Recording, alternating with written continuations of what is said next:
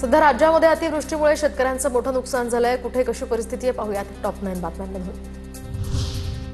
हेक्टरी 50,000 आर्थिक मदत द्या, शेतकऱ्यांची कर्जमाफी करा। नांदेडच्या शिबदरा ग्रामपंचायतीने ठराव घेऊन केली मागणी।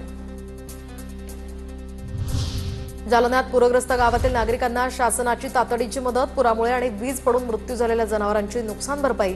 शेतकऱ्यांना 37,500 रुपयांच्या मदतीचं प्रमाणपत्र दिलं।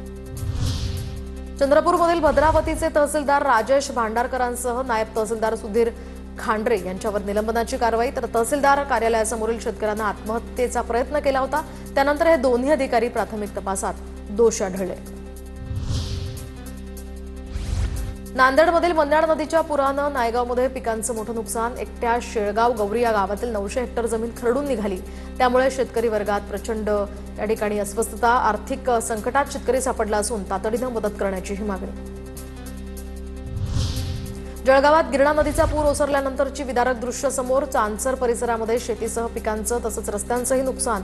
पुराच्या पाण्यानं रस्ता पूर्णपणे वाहून गेल्यानं शेतात जाण्यासाठी ही अडचण। जळगावच्या अंतुर्ली शिवारात अज्ञातानं शेतकरी विलास पांडेंच्या बागेतील 2000 केळीचे खोड कापून टाकले। शेतकऱ्याचं लाखो रुपयांचं नुकसान। या घटनेमुळे परिसरातील शेतकऱ्यांमध्ये भीतीचं वातावरण। लातूरमधील हजारो हेक्टर शेती पुरात खरडून निघाली। मदत नको, शेती दुरुस्त करून द्या, शेतकऱ्यांची आर्तहाक। शेतातील मातीच वाहून गेल्यामुळे शेतकरी मोठ्या संकटात। जालन्यात पूरग्रस्त गावातील नागरिकांना शासनाची तातडीची मदत। पुरामुळे आणि वीज पडून मृत्यू झालेल्या जनावरांची नुकसान भरपाई। शेतकऱ्यांना 37,500 रुपयांच्या मदतीचं प्रमाणपत्र वाटप। धुळे बाजार समितीमध्ये कांद्याची आवक घटली, तर 5,000 क्विंटल येणारा कांदा अवघ्या 300 क्विंटलवर। भाव देखील कमी झाल्यामुळे शेतकऱ्यांमध्ये नाराजी।